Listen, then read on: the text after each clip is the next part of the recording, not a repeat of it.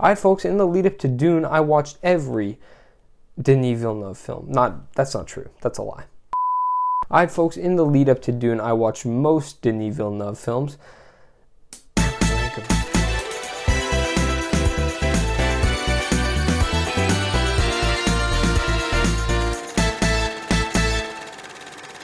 All right, folks, before I start, what do you think of the lighting? I think it's cool. It's like orange purple. Orange purple reminds me of a film that will be ranked in this list. Well, you'll know it when you see it, probably, because of the poster. But anyway, I watched everything from Incendies onward, which I believe was 2010. And that's just because before then were a lot of his French-Canadian films, and there was a large break between Incendies and those films. I hope to see those films someday. They are very difficult to access, and I just really didn't have the time. So I prioritized these ones, which are also often, ranked higher in terms of his filmography, so I knew I'd be getting better quality here. Let's rank them. All right, folks, coming in 7th place is going to be Incendies. It's going to be Incendies. So, God, I'm so American, bro. Incendies, you kidding me? All right, I need to correct the record because this is ridiculous. It's Incendies, apparently, as I've been told by a good friend of mine who knows French. So thank you, Rachel, if you're out there watching. Anyway, Incendies. Carry on. The only B on this list. Now, that's a feat, let me tell you.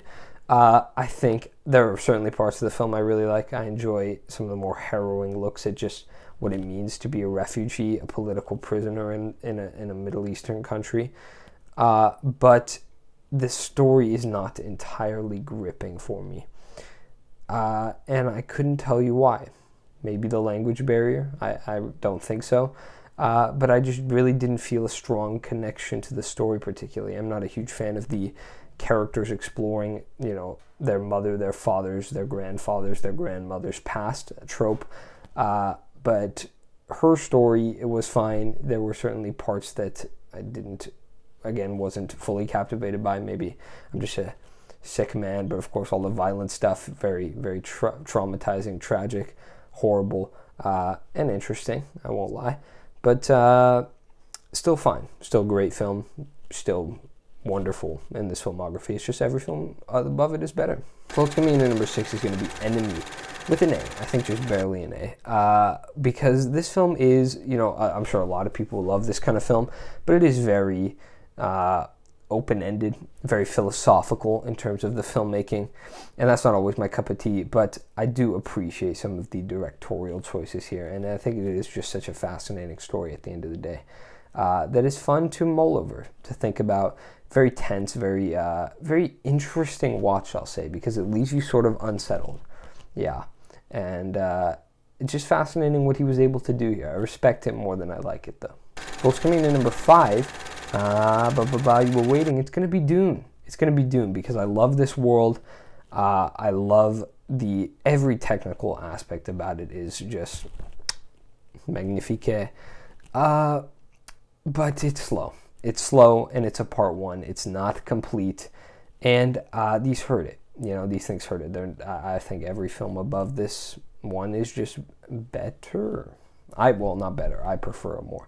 Dune is a great achievement. It is an A, of course, but I can't say much besides the fact that just the story and it's slow-paced. So not the story, the fact that it is slow-paced and that it is chunked into a part 1. And part 1s are often, worse compared to part 2s. That's just something I've noticed because they're just, they don't have that huge climactic battle and whatnot and all the tension that comes as you crawl towards the end. So Dune Part 2 will likely be higher on this list, but Dune Part 1 is going to come in at number 5. Love the world, love the story, love everything technical about it. Don't love the film. Folks, coming in at number 4 is going to be Prisoners. Now, this is a film I liked quite a bit. It's a serial killer-esque film. It definitely explores that side of things. It's got a few twists, but it is sort of conventional. I'm surprised a lot of people have this as their number 1. I like the story very much, and I think that's really the driving force behind why this film is so good, is the story itself. But I mean, come on, it's not number 1 of Villeneuve's films. It's not excellent by any means. Maybe this could change upon rewatches. I think it's all very good. Everything from the acting to the directing to just the general atmosphere that the film gives you, very depressing. But it's number 1? I just find that shocking. I'm sorry. Great. still excellent. No denying that. But yeah, number 4. Folks, coming in number 3 is Arrival. This is also a film that I find to be overrated. It is, of course, number 3 on a list of a great director's, great films. So take what I say with a grain of salt. But for brilliant, very well made. I appreciate the themes that are explored here, but it does feel maybe a little cliche, even cheesy at times. Amy Adams' character, as you know, and the plot twist is I'm not really digging it. I don't think this is the brilliant film that everyone seems to think it is. I just don't feel that way about it. That it seems many others do. Again, I really enjoyed it. I think it is very well made. I think Denis Villeneuve did a great job. But I would be lying if I said I wasn't a little underwhelmed. Yeah. Folks, coming in at number 2. Number 2 and 1 are just phenomenal films. Really excellent. Ones that I'm glad I watched and that will probably be my favorites. Just new favorite films of mine. Blade Runner 2049. Now you get the lighting reference, huh? Purple, orange. It was unintentional, but I like to claim it was intentional. Anyway, Blade Runner 2049 is an excellent just look at a pre-existing world. It's such a great adaptation because it's able to build off of it so much, just adding so many new layers, so many new complexities, while also maintaining the heart of the original. But even as a standalone, even if this film was entirely separate, it didn't have any fan service or anything like that, it would still be just such an amazing science fiction epic. It would be such an amazing epic because it's a detective story, with, again, the themes that the original Blade Runner has about, humanity, about the ethicality of all this, and the action is great. The sci-fi spectacle is great. I really just love the atmosphere of this film. Oh my God, you can see the work put into this film to make it a living, breathing, existing world. And I can respect it so much. Everything, cinematography, all this stuff has been said before, but Blade Runner 2049 is just so brilliant. If only it were not so long. It's 2 hours and 43 minutes?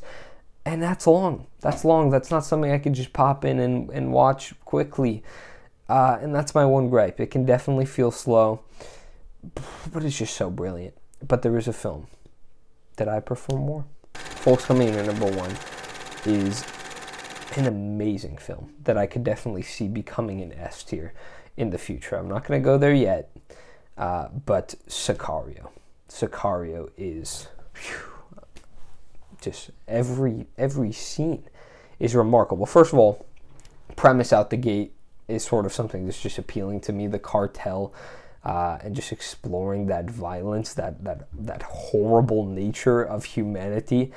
And Villeneuve is so good with themes, just taking these concepts that work by themselves and then adding such deep, layered themes about humanity and the world that we live in. And it's not done anywhere better. Maybe Arrival, you could argue, but I think this might be the best example of just exploring humanity and its dark sides. I very much enjoy it. I think very complex.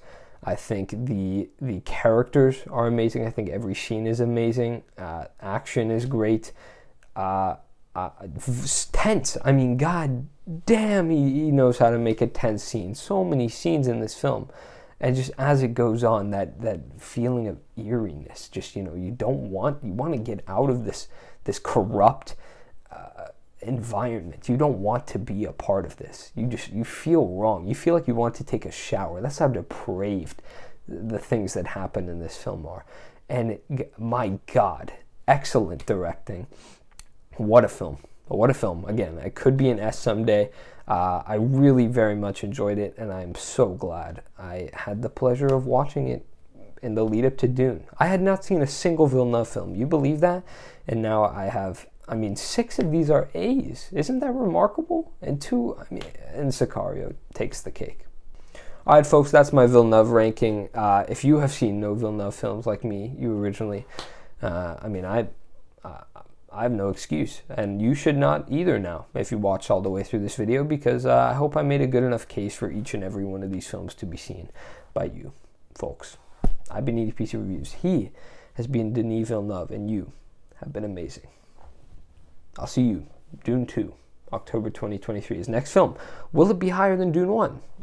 I might think so. That's what I said, isn't it? Yes, it is. You're correct. Goodbye.